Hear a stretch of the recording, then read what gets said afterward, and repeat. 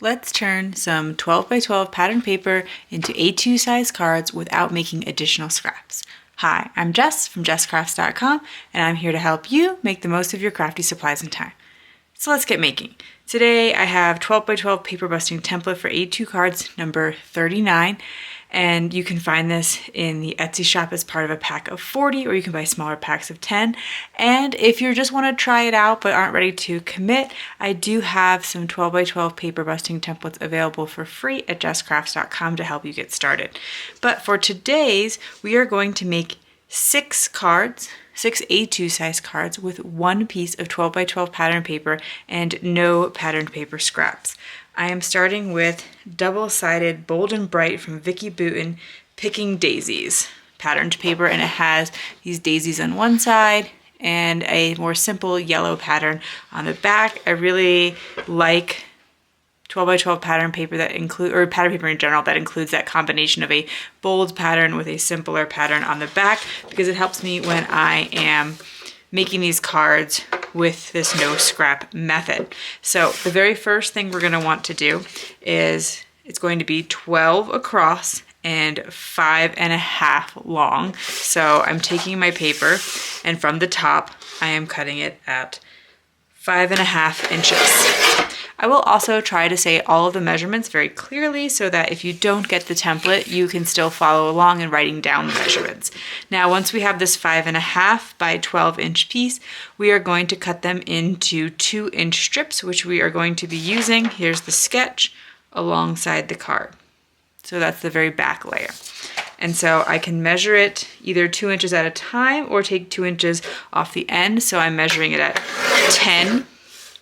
And then again at 8, 6, 4, and finally at 2 to get my last 2 pieces.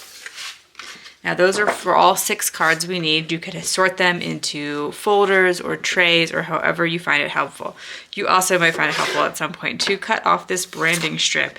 And I want to use this branding strip probably inside the cards today, because it is really cute. A lot of times I don't mind just throwing away a branding strip, but this one is very decorative. I wouldn't, I would just want to make use of it. So I'd probably cut it and put it inside the cards, but you could also incorporate it into the design if that works well for you. So the next measurement we need is, we have 12.5 long, but we're going to need it to be 3.25 inches tall. So I am cutting at 3.25 inch by 12. That should leave me with the remaining piece that is also 3.25 by 12. So I have 3.25 inch by 12.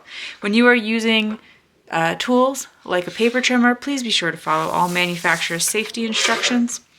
And then we're going to cut this 3.25 by 12 into 3-inch bits. So they're going to be almost squares, because one's going to be 3 and the other by 3.25. So I'm measuring from 12 to 9 to 6 to 3.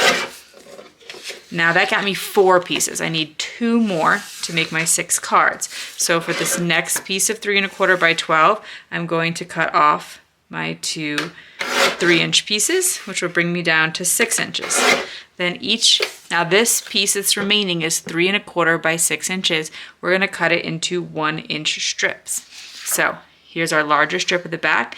Here's our focal point image, or that's where I'm gonna put our focal point. And then there's this 1-inch by 3.25 inch piece here that we're using for a little additional interest and layering. So again, cutting it at 1 inch. So from 5 to 4 to 3 to and 1. And then we will have all of the pieces that we need to complete the cards, all the pieces of patterned paper. Now this sketch does call for some cardstock. So the cardstock measurements are written on the sketch itself. So you see here it's a 2 by 5.5 inch piece, and it's going to take a 2.25 by 5.5 inch mat. Generally, I do 1/4 inch mat, so a 1/4 inch bigger on all sides. However, because that piece is 5.5 inches long, and so is an A2 size card, there is not any extra room to get a 1/4 inch on the top and bottom. So speaking of which, I'm going to cut this in half so the 11-inch side I've cut to 5.5. I don't have exact measurements for this. I don't have specific methods for cutting it. I do tend to use my scraps first. As you can see, this particular pack of cardstock, I have quite a bit of this color. It is Recollections, probably 110-pound cardstock, but it's just a color that I don't use very often. And so when I found an opportunity to make it work, I tried to take advantage of that. So I'm cutting these to 2 1/4 inches. And so that 8.5, I subtracted 2 1/4, which gave me 6 3/4. I try to be careful about saying too many of these measurements because I feel like they can get kind of confusing after a while. So basically, in this instance, if you're not comfortable with subtracting like 1/4 of an inch or something like that, it might be more helpful to just bring it to the 2/4 inch mark each time. Now, this did leave me with 4 strips that are perfectly 2 1/4 inch. Oh, nope, I'm sorry. I have this piece of paper left, piece of cardstock left that is 1 3/4 by 5.5, so I will use this as a starting point for another mat. Let's take a look at some of the other mats we need. So for our almost square focal point, we're going 1/4 inch bigger, so from 3 by 3 1/4. So the mat is 3 1/4 by 3.5, adding a 1/2 inch to each of those. So I will bring this to 3 1/4, and then we are going to be cutting that to 3.5. So I cut it at 7, and then 3.5, and that's what I'm going to need for my almost square pieces. This being 3 1/4 is. It just occurred to me I probably should have cut them as the 3.5 measurement because that was going to help me to get the mat that I needed for this other one. So what I would do, now that I'm thinking about it, is I would cut 3.5 by 8.5 here. Although again, if you're using scraps, all it doesn't matter. I'm not trying to be too specific with this, but if I cut this to 3.5 by 8.5, and then I cut 2 of the pieces that are 3 1/4 by 3 1/4, or sorry, that are 3 1/4 inch long.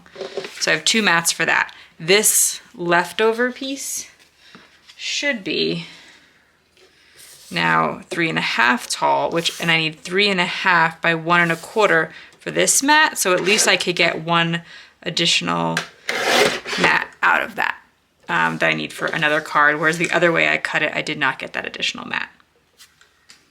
Okay, so we are going to start attaching all of our patterned paper to the mats. I think this paper might be considered directional because there are words on the flowers, and they seem to all be facing in the same direction.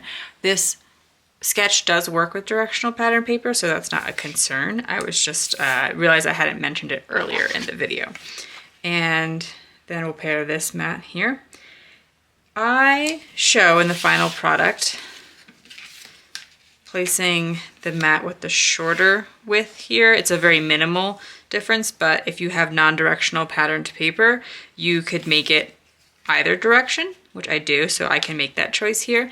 And then this piece, I kind of going back and forth on how I want to do it. One of the reasons I did also put it on the more narrow side is so that you could potentially see more of this additional pattern paper, whereas if I placed it this way, I would start like kind of covering that up more. So you could think of another way you'd want to put it on the card. You can even say, you know what? This feels distracting to me. I like this very simple card. Take this and just place it like inside at the bottom of your card. Not even with the mat. You can, just skip the mat or whatever, but it just gives some like somewhere to put that extra patterned paper. And I know that's sometimes what people will do with their scraps. They won't worry too much about scraps if they use up most of the paper because they can decorate the inside with scraps. But all of these are things I just wanted to take a moment to think aloud about with you. I kind of like the idea of them both being on the yellow side, but I want to try both ways. I don't know, I also kind of like this too because then the yellow really, really stands out because it's the only yellow. And so this is just like pattern on pattern over here. So I might do a little, like I might do some in one and like I might do some where this is yellow and some where this is on the floral pattern. I can mix it up throughout the cards, which is kind of nice because I am making 6 of them. I can make them all slightly different. And so this is like the basic finished card. I mean, it needs a sentiment, it needs embellishment, all that kind of thing, but this is how you would assemble the sketch. And I do have some ideas for customizing your embellishments for my embellishment today that I look forward to sharing with you. Let's make some perfectly coordinating embellishments to go with our cards today. So the paper that I was using had these like daisy looking flowers and they have some words printed across them, and I kind of wanted to just mimic that look. And so they have black and blue words, and they are primarily on the petals. And so we're going to do some similar things. I have this daisy looking die. It has more pointy petals, but it's from the Sunny Lane Florals collection from scrapbook.com. And they have a center die as well, and I've stamped that I've die cut that in yellow to match the yellow centers of these flowers. And then I die cut these flowers out of white, and some of the flowers are like pretty white looking. I am going to add a little bit of extra blue to mine, and that is in part to bring out some of the details of this die cut. You can see that there's some like embossing detail, and when I have dies that do embossing like that, so you can see those embossed lines there, I like to use my scrapbook.com magic mat because I get a better result on those embossing lines.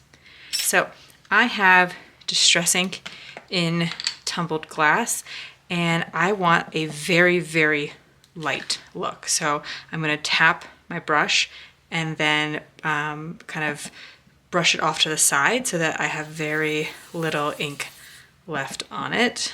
So the first time I did it, I did a darker color and I kind of tried to go right to the die cut, and I did not get the look I wanted. Even there I made a small mistake on that, but that's okay. So again, just kind of tapping it off and then bringing it to the die cut and giving it that little bit of extra detail, because the ink will be a little bit darker at the edges, for instance, and might get kind of caught in those embossing details, highlight those embossing details. Now the other step is adding some text. And if you had a background stamp, that might be like the clear choice, like a background stamp that has a bunch of words. But I thought, well, why not just add some random text? And so I went to my WordFetti Sunny Days and I basically created my own little text block. Now, something I realized when I first did this, I thought all the text was facing in different directions, but it is all actually facing upwards, and I had put some of my words upside down. So you can decide how you want to do it, of course. And again, I realize you might be working with a totally different paper, but I just wanted to kind of show you how you can be really inspired by your pattern paper when creating some embellishments. So I lined up a few of the words from Sunny Days. I am inking it up, stamping it off to the side here on this mat. This is also from scrapbook.com, and it was a part of a larger mat that I cut down, and then stamping my words on there just to give that like feeling of text similar to the daisies in the background. And so now I have these perfectly coordinating embellishments. What's nice about this mat, and one of the reasons I like to use it for this kind of thing, is I don't have to hold things down on it. So like when I was adding my ink, it's not gonna move. It's actually really hard to move things off of it, as you saw there. Same thing with my ink pad. My ink pad doesn't shake all around my table. So, and then I can glue down my yellow center. Another thing it can be fun to do with floral embellishments to add a little bit of interest is to just kind of curl up the petals just a little bit with your fingers to give it a bit of dimension. However, that might get lost in mailing the cards or that kind of thing, but if you're like hand delivering a card, something you can keep in mind. And then I'm going to add a sentiment down here and call my cards done. And then I have made 6 cards with 1 piece of 12 by 12 patterned paper and no scraps. If you found this video helpful, here's another video where you can find more ideas for enjoying your crafty time and supplies. Let me know you like this video, to share it to your crafty community. Subscribe and click the bell so you don't miss the next template or tutorial, and check the video description for product links and links to the Etsy shop for this template or jesscrafts.com to try out some free templates. See you in the next video.